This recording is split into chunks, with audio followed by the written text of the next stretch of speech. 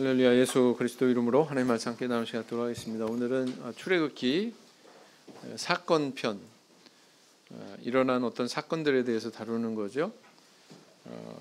마지막 시간이 되겠습니다. 26강. 오늘은 수건으로 가리운 영광의 광채. 제목은 이렇습니다. 먼저 우리 오늘 본문을 다 같이 저와 함께 교독하시겠습니다. 제가 먼저 읽겠습니다.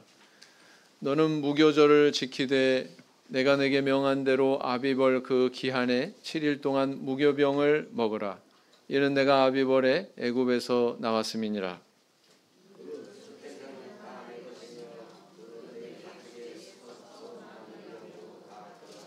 나귀의 첫 새끼는 어린 양으로 대속할 것이요 그렇게 아니하려면 그 목을 꺾을 것이며 내 아들 중 장자는 다 대속할지며 빈손으로 내 얼굴을 보지 말지니라.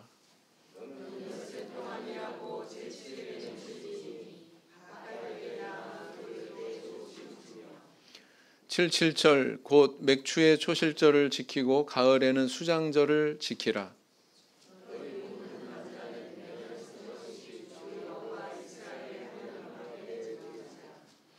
내가 열방을 내 앞에서 쫓아내고 내 지경을 넓히리니 내가 매년 3번씩 여호와 너희 하나님께 보이러 올 때에 아무 사람도 내 땅을 탐내어 엿보지 못하리라.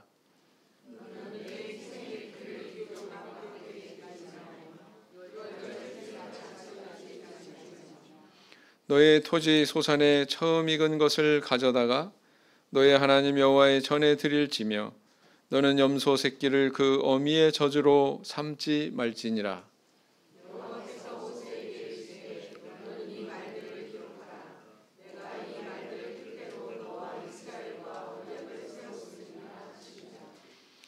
모세가 여호와와 함께 40일 40야를 거기 있으면서 떡도 먹지 아니하였고 물도 마시지 아니하였으며 여호와께서는 언약의 말씀 곧 십계를 그 판들에 기록하셨더라.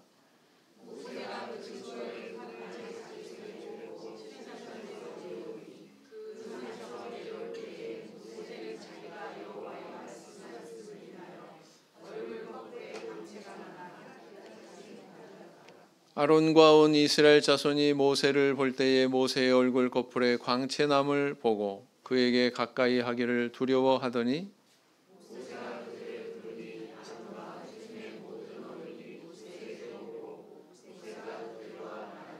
그 후에야 온 이스라엘 자손이 가까이 오는지라. 모세가 여호와께서 시내산에서 자기에게 이르신 말씀을 다 그들에게 명하고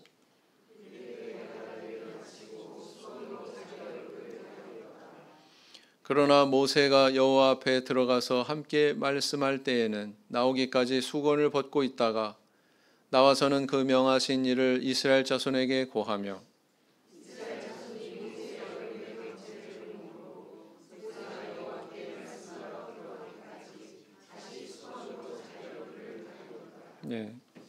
여기까지 읽었습니다. 오늘 이 본문의 내용은요. 모세가 이제 하나님 앞에 기도해서 그들의 금송아지 우상을 숭배하는 그런 죄악으로부터 용서받고 언약을 다시 갱신하게 되죠. 그래서 하나님께서는 다시 또 깨뜨렸던 그 십계명의 돌비를 두 번째 모세로 하여금 깎아 만들어 오게 해서 그 위에다가 이제 친히 또 기록을 하셔서 이스라엘 백성들에게 전달을 하십니다. 근데 이 10개의 돌비만 전달하는 것이 아니라 또 모세에게 이렇게 구두로 전달했던 다른 율법과 계명들이 있죠. 그 내용들을 책에다가 기록해서 그것을 또 소유하게 하십니다. 거기에 기록이 된 내용을 여기에 지금 수록을 하고 있는 거고요. 더불어서 후반부에 가서는 그렇게 하나님과 대면해서 십계명과 율법의 책들에 기록될 내용들을 전달받은 모세의 얼굴에 광채가 있었다라는 것을 서술하는 것으로 이제 내용을 마치고 있습니다. 근데 이제 모세가 이 그 산 위에 올라가서 또 40일을 보냈죠. 떡도 안 먹고 물도 마시지 않고 또 40일을, 그러니까 앞서서 40일을 또 그렇게 보냈는데 두 번째로 또 40일을 그렇게 보냈으니까 합이 며칠이에요?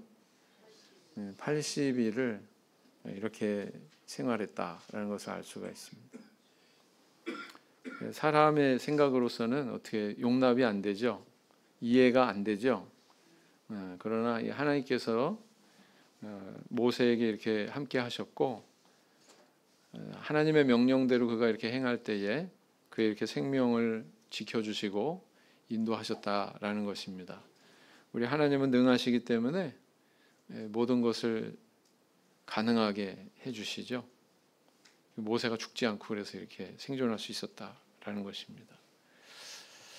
자, 그래서 오늘 본문은 바로 그런 연장선상에서 하나님께서 다시 이제 언약을 갱신하는 그런 내용을 오늘 다루고 있다, 이렇게 볼 수가 있습니다.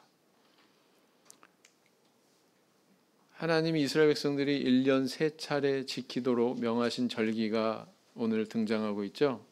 각각 무엇이라고 기록하고 있습니까? 성경에 있는 걸 그대로 옮기셔야죠. 18절에는 뭐라고 그랬어요? 무교절. 근데 무교절을 지키라 그랬는데 사실은 이것은 무엇과 맞닿아 있습니까? 무교절은 유월절이라고 하는 절기하고 맞닿아 있습니다. 유월절을 맞이하면서 바로 무교절이 시작이 되죠. 유월절 지키기 전부터 누룩을 제하는 그런 이제 노력들은 이스라엘 백성들이 나타내는 바고요.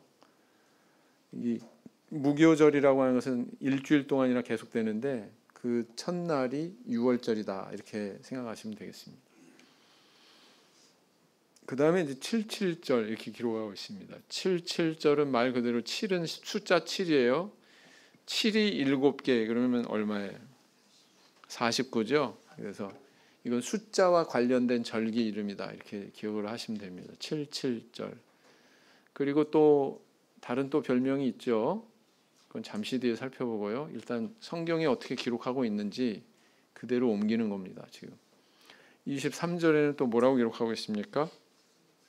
뭘 지키라고 그랬어요? 수장절을 지켜라, 또 이렇게 기록하고 있습니다. 수장절도 여러 가지 별명이 있습니다. 그것도 이제 잠시 뒤에 이제 다루어 볼 거고요. 거둔 것을 저장한다, 이런 뜻이죠. 수장.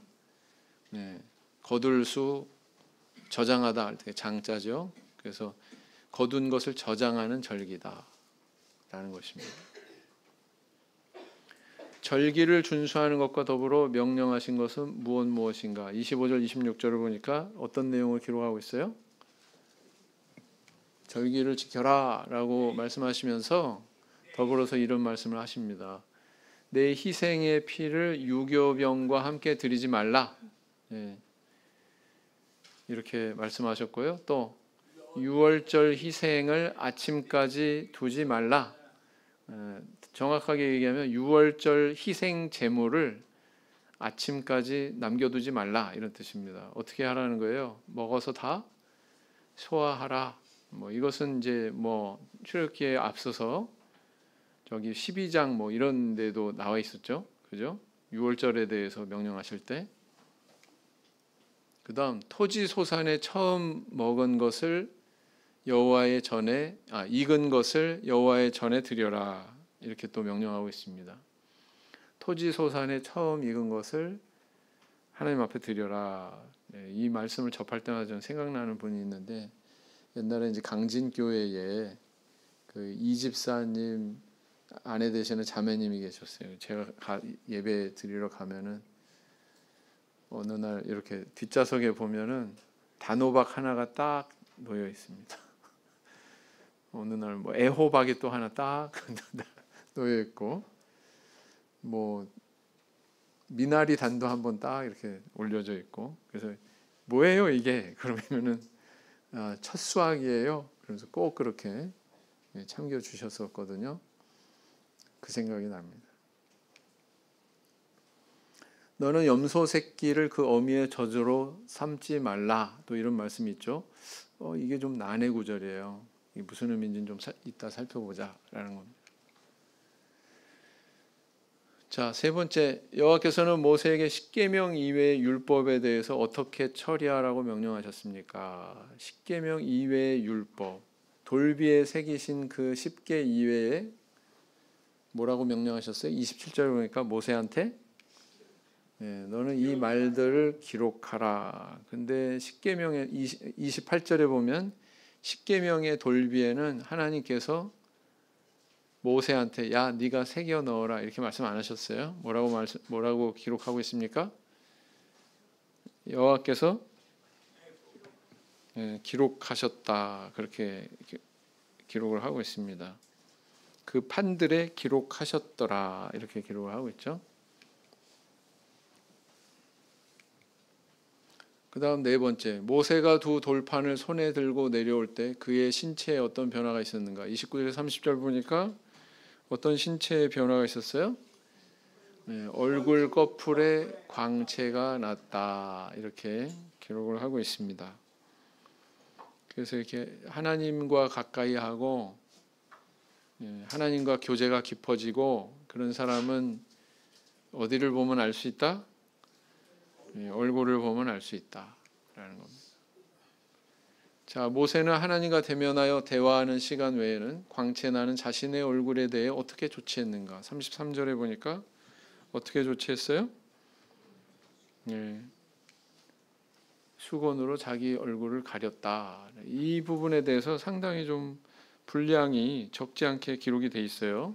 이 현상에 대해서 도대체 이것은 우리한테 뭘 교훈하고 있고 뭘 가르쳐주고 있는가 이런 것들을 한번 생각해 볼 필요가 있는 거죠. 그래서 오늘 본문에는 두드러진 내용이 뭐냐면 모세가 이렇게 얼굴에 광채가 있었다라고 하는 그런 사실을 후반부에 기록하고 있고요. 전반부에는 어떤 내용을 기록하고 있어요? 율법책에 기록이 된 내용을 기록을 하고 있습니다. 십계명 아닙니다. 십계명 이외에 부가해서 모세한테 이렇게 명령하신 내용들을 이 책에다가 기록하라고 명령하셨다라는 겁니다. 이 율법책이 성경책에서 성경의 역사 속에서 가끔 등장해요. 율법책이 가끔 등장합니다. 먼저 이제 요시아의 종교 개혁의 구심점이 되었던 게 바로 뭐냐면 이 율법책이죠. 요시아 왕이 율법책에 감화받아서 우상을 척결하는 그런 운동을 벌이죠. 종교 회복 운동을 벌입니다. 여호와 신앙 회복 운동을 벌이죠. 그 다음에 또 그 학사 에스라는 다시 이제 고토로 돌아온 약속의 땅으로 돌아온 백성들에게 하나님의 율법책을 가르쳤습니다.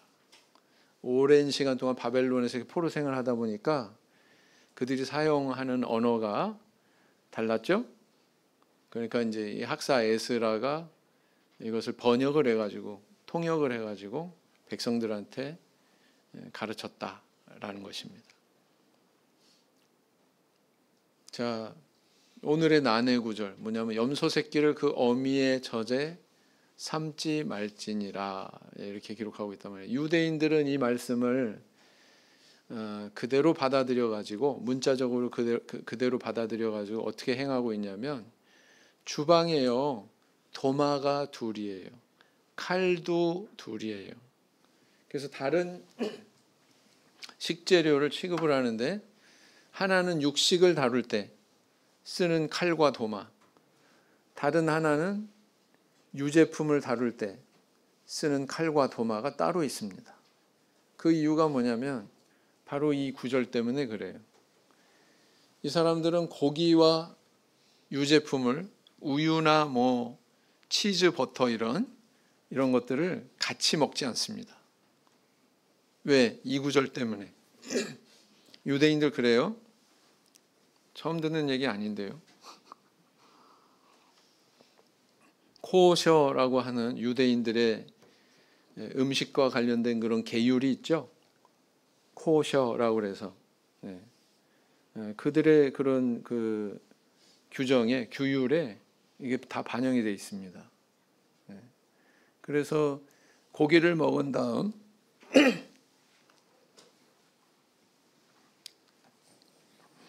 버터를 먹고 싶으면 2시간이나 시간을 띄웁니다. 2시간 뒤에는 이제 소화가 다 돼서 위에 없을 테니까. 왜냐하면 섞이면 안 된다는 거예요. 뭐 때문에? 저구절 때문에. 염소 새끼를 그 어미의 젖에 삶지 말지니라. 저구절 때문에 그런단 말이에요. 우리도 그래야 되나요? 이건 그런 뜻이 아닙니다. 어떤 뜻인지는 잠깐 뒤에 이제. 자, 오늘 본문에 보면 이렇게 무교절, 칠칠절, 그 수장절 이런 절기들에 대해서 이렇게 하나님께서 명령하고 계시는 것을 우리는 보게 되는데요. 우리는 민속 명절이 1년에 2차례예요. 설 명절, 추석 명절. 근데 유대인들은 몇 번이다? 3번이다. 이렇게 3번이다라는 것입니다. 이렇게 3번이나 하나님께서 이스라엘 백성들한테 절기를 지키도록 명령하시는 것은 이전에도 제가 말씀드린 것처럼 뭐 때문일까요? 어떤 목적일까요? 하나님의 은혜를 기억해라. 우리 성도님도 결혼기념일 왜 지켜요? 우리 성도님도 자기 생일 왜 축하받습니까?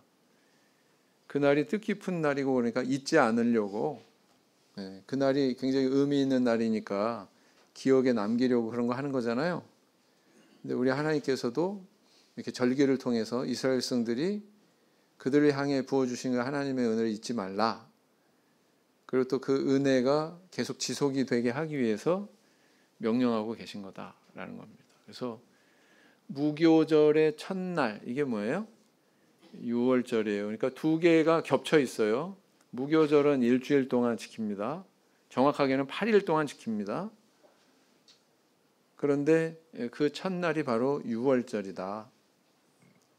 그래서 무교절과 이제 6월절 이렇게 겹치게 되는데, 첫날에도 성회로 모이고 마지막 날에도 성회로 모이고 그러죠. 무교절의 첫날 마지막 날에. 그 다음 2번째 절기는 뭐라고 했냐면 아까도 등장했습니다만 77절. 77절을 신약에서는 다른 사도행전 2장에 다른 호칭으로 뭐라고 기록이 되어 있냐면 오순절 이렇게 기록하고 있습니다. 오순도 숫자와 관련된 절기 이름입니다. 오, 5, 순, 열순, ten, 영어로 ten, 열을 의미합니다. 그래서 5이 10개 있으니까 뭐예요? 50이죠. 49, 77절 그런데 49, 오수는 50 하나 차이가 나잖아요. 15일이 되는 정월 15일이 되는 그 날을 포함하느냐, 포함하지 않느냐 여기에 따라서 이렇게 49 또 50으로 계산이 될 수 있기 때문에 사실은 똑같은 절기에 대한 다른 이름이다. 이렇게 이해하시면 된다라는 겁니다. 그리고 이제 그 농사 차원에서 농사의 관점에서는 또 다른 이름이 있는데 맥추절입니다. 맥추의 초실절 또 이렇게도 이야기합니다.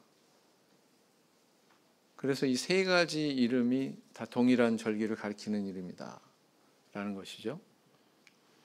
그 다음에 3번째로 등장하는 게 뭐냐면 수장절이죠. 아까 이제 수장절이 먼저 등장했는데 이것에 또 별명이 있습니다.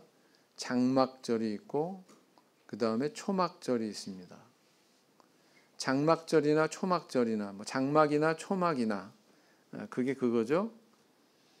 풀을 엮어다가 그걸로 이제 이렇게 임시 거처를 만들고 거기서 이스라엘 백성들이 잠시 생활하는 그런 모습으로 이제 절기를 기념하거든요. 그것은 광야 생활 동안에 그 이스라엘 백성들, 광야에서의 그런 이스라엘 백성들의 조상들의 생활을 회상하는 그런 의미가 있다. 이렇게 볼 수가 있습니다. 그래서 이 3개의 절기는 참 우리 신약 시대에 와가지고 우리 성도들의 어떤 신앙과 굉장히 밀접한 상징성을 가지고 있습니다. 유월절이라고 하는 절기에 어떤 사건이 일어났다고 그랬어요? 안식일 날 배우셨는데 십자가 사건이 일어났죠. 그 다음 오순절이라고 하는 절기에 또 아주 특별한 사건이 일어났습니다. 어떤 사건이 일어났죠? 성령 강림의 사건이 일어났죠. 그래서 인류 구속사에서 굉장히 중요한 굵직한 두 개의 사건이 유대인들이 지키는 중요한 이 3대 절기 가운데 두 절기와 정확하게 일치하고 있습니다. 시기적으로. 하나님이 이렇게 절기를 펼쳐 놓으셨어요. 구속사도 이렇게 펼쳐 놓으셨어요. 두 가지가 완전히 딱 일치하죠. 시간적으로. 네, 그래서 이건 하나님께서 섭리하시고 개입하신 사건이다 라는 것을 우리에게 오늘날 정확하게 알려주고 있습니다. 자, 그럼 수장절, 다시 말하면 초막절, 장막절은 뭘까요? 우리가 이제 이렇게 하나님의 백성으로, 하나님의 자녀로 이렇게 새로운 신분을 얻고 이 땅에서 잠깐 살게 되는 장막과도 같은 이 육신 속에서 우리가 잠깐 살게 되는 그 세월을 상징하고 있는 겁니다. 그래서 이렇게 우리 신약 시대에 와서의 우리 성도의 신앙의 여정에 대해서, 신앙의 길에 대해서 매치되고 있다, 이렇게 다 상징하고 있다라는 것입니다. 자, 그러니까 오늘날 우리도 이 절기 지켜야 될까요? 아니면은 지키지 않아도 될까요? 네? 사도시대 때 베드로, 요한 이런 분들은 이거 지켰을까요? 안 지켰을까요? 그들은 유대인 출신의 기독교인이잖아요. 그러니까 유대교의 문화 속에 사니까 이거 지켰을까요? 안 지켰을까요?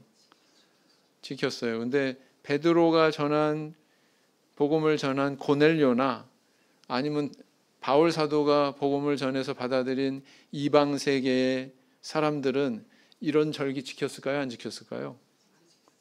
그런 사람은 안 지켰어요. 그죠? 네.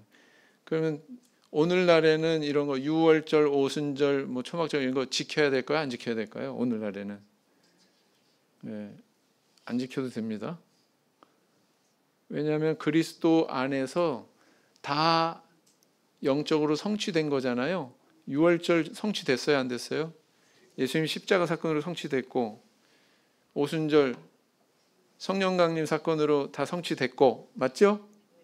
오늘날 우리 장막 생활을 하고 있잖아요, 이 땅에서.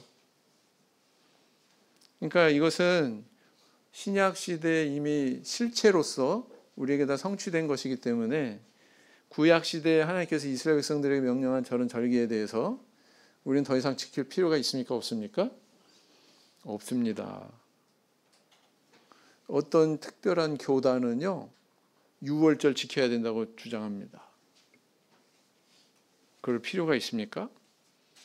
만약에 그렇다면 저는 그렇게 반박하고 싶어요. 왜 유월절만 지킵니까? 그러면 오순절도 지켜야 됩니다. 왜 또 유월절, 오순절만 지켜요? 그러면은 수장절도 지켜야 돼요. 장막절도. 그렇게 따지면. 아니, 유대인들이 지키던 7대 절기 전부 다 지켜야 됩니다. 그렇게 따지면. 근데 일부만 지키겠다고요? 그거는 일관성이 없죠. 그렇죠? 그거는 올바른 성경 해석이 아니다라는 것입니다. 거듭 말하지만 이런 절기는 오늘날 우리가 지킬 필요가 있다, 없다? 없습니다. 사도시대 때에도 이방인들은 이런 절기를 지키지 않았습니다. 이건 다 율법에 속한 거고 그림자고, 신약시대에 이르러서는 다 실체가 드러났기 때문에, 다 성취가 됐기 때문에 지킬 필요가 있다, 없다? 없다. 라는 것을 우리는 알아야 됩니다. 그래서 특정 그 교단에서 속한 그런 그 교인들이 만약에 그런 이상한 말을 한다면 제가 지금 얘기한 것처럼 한번 반박을 해보세요. 그래서 이제 유대인들은 이 세 번의 절기, 지금 언급하고 있는 세 번의 절기에 예루살렘에 가서 하나님의 성전에 이르러 가지고 거기서 하나님 앞에 예물을 드리고 제물을 드리면서 이 절기를 지켰던 것입니다. 그래서 유월절, 맥추절, 수장절, 이거 별명들이 있다고 그랬죠? 유월절은 무교절 첫날, 그다음 맥추절은 뭐라고 그랬어요? 칠칠절, 또 오순절, 이렇게. 그다음 수장절 별명이 뭐라고요?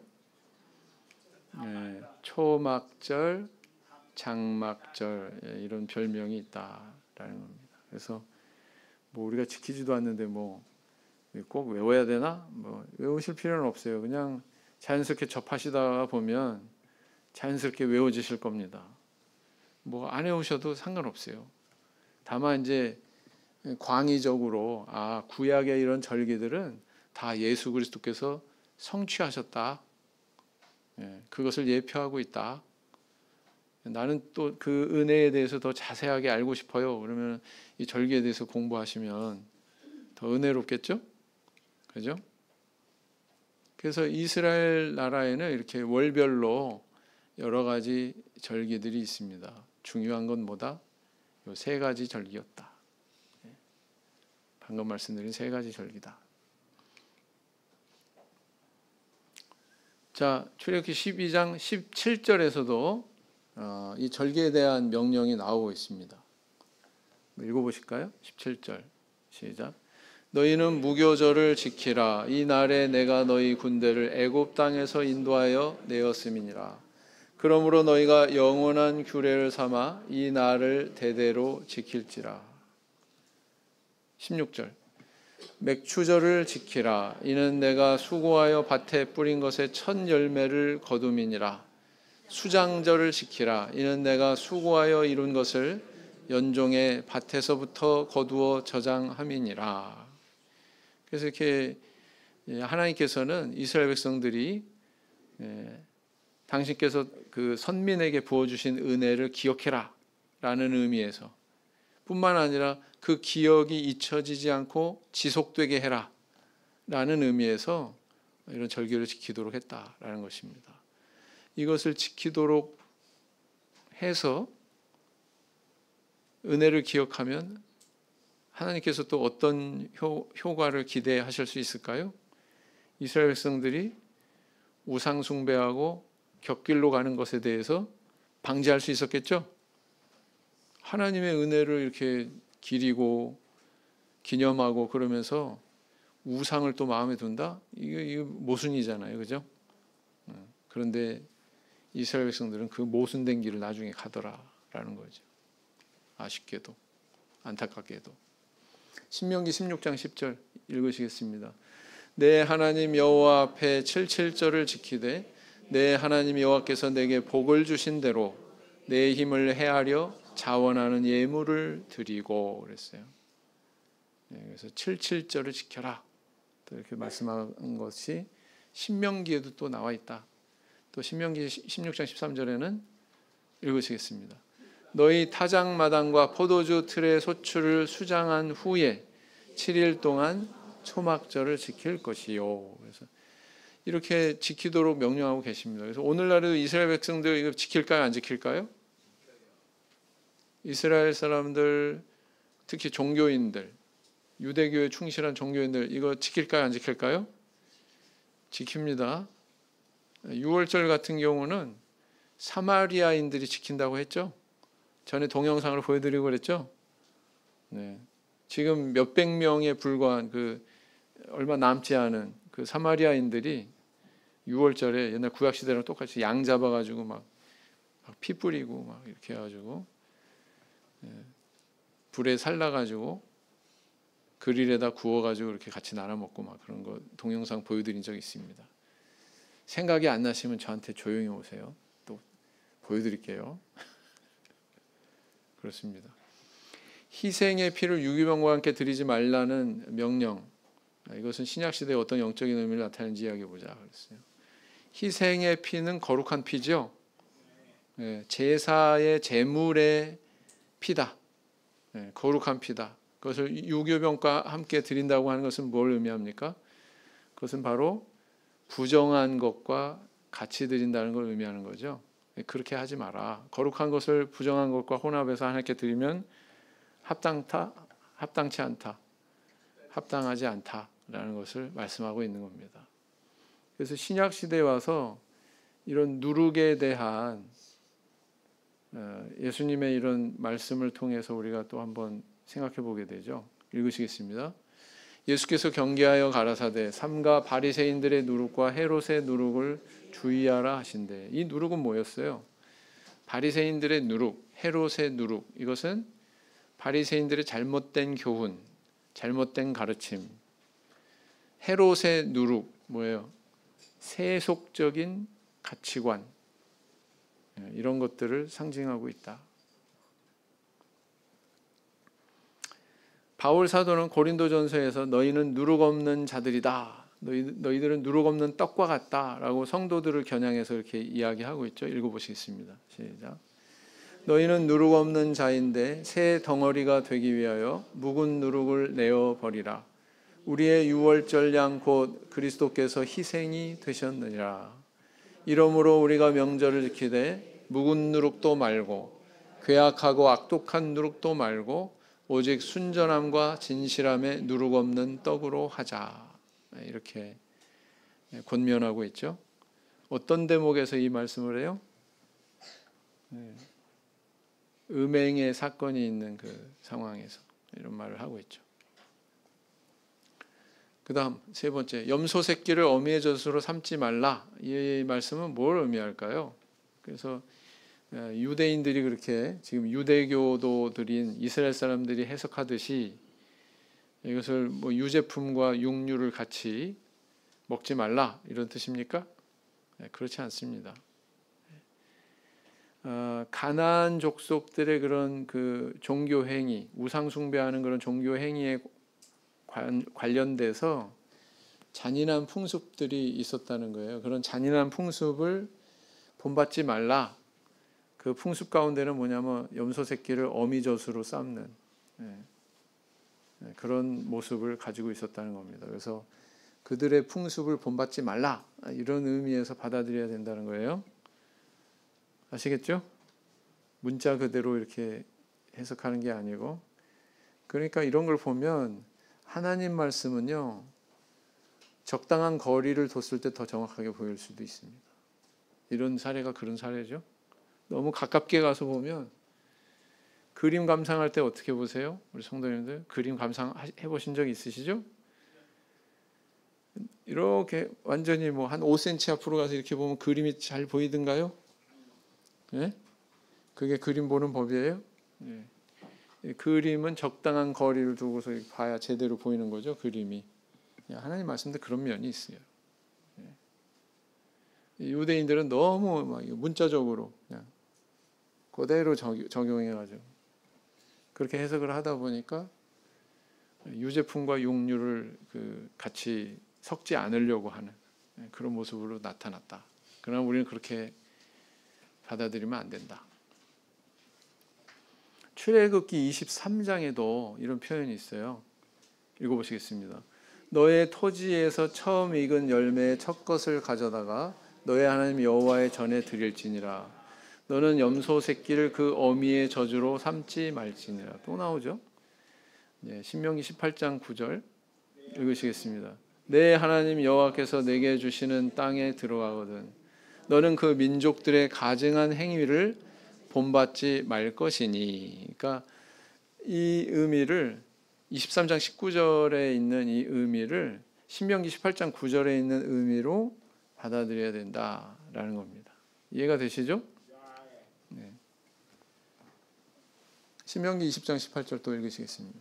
이는 그들이 그 신들에게 행하는 모든 가증한 일로 너희에게 가르쳐 본받게 하여 너희로 너희 하나님 여호와께 범죄케 할까 함이니라. 그래서 이방인들의 그런 우상 숭배의 행위 가운데에는 인신제사, 막 자기 아들을 갖다가 막 제물로 바치고 막 이런 사례도 있었어요, 없었어요? 네, 근데 그런 데 대해서 하나님께서는 근절하는 그런 명령을 내리시는 거죠. 역대하 28장 3절. 또 흰놈의 아들 골짜기에서 분향하고 여호와께서 이스라엘 자손 앞에서 쫓아내신 이방 사람의 가증한 일을 본받아 그 자녀를 불사르고. 이런 일이 있었다는 거예요, 없었다는 거예요? 있었다는 거예요. 그 다음 네 번째, 하나님 모세에게 기록을 명령하신 율법책이 이후 어디에 보관되고 여호와서의 시대에 어떻게 활용되는지 이야기해 보자 그랬습니다. 어디에 보관됐어요? 십계명의 돌비는 언약궤 안에. 그런데 이 책은 언약궤 곁에 두었다. 안에가 아니라 곁에 두었다. 라는 것입니다. 여호수아는 이 책을 백성들에게 낭독하고 또 그렇게 낭독한 대로 그 책에 기록된 대로 그대로 행하였다고 이렇게 여호수아서에 기록이 되어 있죠. 네. 신명기 31장 9절 읽으시겠습니다. 모세가 이 율법을 써서 여호와의 언약궤를 메는 레위 자손 제사장들과 이스라엘 모든 장로에게 주고 그랬습니다. 신명기 31장 26절 읽으시겠습니다. 이 율법책을 가져다가 너희 하나님 여호와의 언약궤 곁에 두어 너희에게 증거가 되게 하라 그랬습니다. 여호수아 8장 34절 읽으시겠습니다. 그 후에 여호수아가 무릇 율법책에 기록된 대로 축복과 저주하는 율법의 모든 말씀을 낭독하였으니 그랬어요. 가만히 읽어보시면은요, 이렇게 하면 내가 너희들 축복할 거야, 저렇게 하면 너희들 저주받아, 그러니까 조심해, 이런 내용이 두 개가 다 기록이 돼 있어요. 그죠? 뒤에 거는 없으면 참 좋겠지만 뒤에 것도 기록이 되어 있습니다. 무엇을 의미할까요? 축복과 저주는 우리의 선택에 달려 있는 거다. 맞습니까? 선악과 따먹을 수도 있고 안 따먹을 수도 있고, 맞죠? 예수 그리스도 믿을 수도 있고 안 믿을 수도 있고, 부모님한테 순종할 수도 있고 거역할 수도 있고. 누가 결정하는 거예요? 복과 저주를 누가 결정하는 거예요? 자기 자신이 결정하는 거예요. 그러니까 여기는 원망의 소지가 없는 겁니다. 내 선택이니까. 여호수아 23장 6절 읽으시겠습니다. 시작. 그러므로 너희는 크게 힘써 모세 율법책에 기록된 것을 다 지켜 행하라.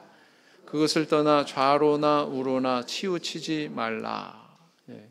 그래서 여호수아 선지자가 형통할 수 있었고 이스라엘 백성들이 가나안을 정복하면서 이렇게 승승장구할 수 있었던 거죠. 네, 그렇습니다. 그래서 우리 자라나는 학생들 하나님 말씀 잘 아시고 하나님이 가르쳐 주시는 대로 그대로 따라서 신앙의 정신으로 세상에 나가셔야 됩니다. 승리하셔야 됩니다. 그 다음 다섯 번째, 모세가 하나님과 대화하는 시간 외에 자신의 광채가 나는 얼굴 수건으로 가리는 행동에 교훈하는 바를 이야기해 보자 그랬습니다. 왜 가렸을까요? 광채가 나니까. 광채 나는 걸 왜 가렸을까요? 네?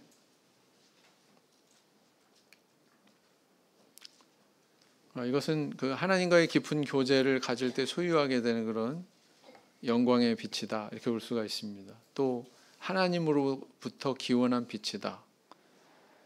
근데 이것을 모세가 평상시에는 수건으로 가리고 있었다. 그리고 하나님께 나아갈 때는 제거했다. 이렇게 이야기하고 있습니다. 만약에 이 수건으로 가리지 않았다면 백성들은 어떠했을까요? 모세를 섬기는 그런 우상숭배에 빠질 위험이 있었을까요? 없었을까요? 네, 아마 그것 경계한 것이 아닌가, 이렇게 추정을 해볼 수가 있습니다. 추정. 우리 성도님들도 이런 성향이 있잖아요. 이스라엘 백성들이 나타낸 것 같은 성향. 언제 그런 성향이 나타나나요? 목회자 앞에서 겸상하고 밥 먹기 싫어하고 새벽 기도 왔다가 목회자랑 얼굴 마주치지 않고 바로 가려고 하고, 화장 안 한 얼굴, 세수 안 한 얼굴 보이기 싫으니까, 그러죠? 네. 그리고 이런 현상이 다 있다. 성도님들 안에도. 자, 이 모세의 얼굴에 광채가 있었던, 그래서 수건으로 가려야만 됐던 그런 일에 대해서 바울 사도는 고린도후서 3장에서 이렇게 비유적으로 기록을 하고 있습니다. 한번 읽어보시겠습니다. 시작. 그러나 저희 마음이 완고하여 오늘까지라도 구약을 읽을 때 그 수건이 오히려 벗어지지 아니하고 있으니 그 수건은 그리스도 안에서 없어질 것이라. 오늘까지 모세의 글을 읽을 때 수건이 오히려 그 마음을 덮었도다. 그러나 언제든지 주께로 돌아가면 그 수건이 벗어지리라. 하나님의 광채를 보는데 가리워진 장애물, 하나님의 진리를 보지 못하게 하는 장애물을 수건으로 이야기하고 있죠. 그죠? 근데 그것은 그리스도께로 돌아가면 제거될 것이다. 바로 이 모세의 얼굴에 광채가 나서 수건으로 가렸던 그런 상황을 빗대어서 이렇게 표현을 하고 있습니다. 그래서 어찌 보면 모세는 자기 얼굴을 가리는 영성의 고백을 하고 있다, 이렇게 볼 수가 있죠. 이사야 6장 2절 한번 읽어보시겠습니다. 하나님의 보좌 주변의 스랍이라고 하는 천사가 어떻게 행동했어요? 읽으시겠습니다. 스랍들은 모셔 섰는데 각기 6날개가 있어 그 둘로는 그 얼굴을 가리었고 그 둘로는 그 발을 가리었고 그 둘로는 날며 그랬어요. 그 둘로는 얼굴을 가리었다, 이렇게 또 기록을 하고 있죠. 그래서 천사는 자기를 드러내지 않는다. 고린도전서 15장 10절 읽으시겠습니다.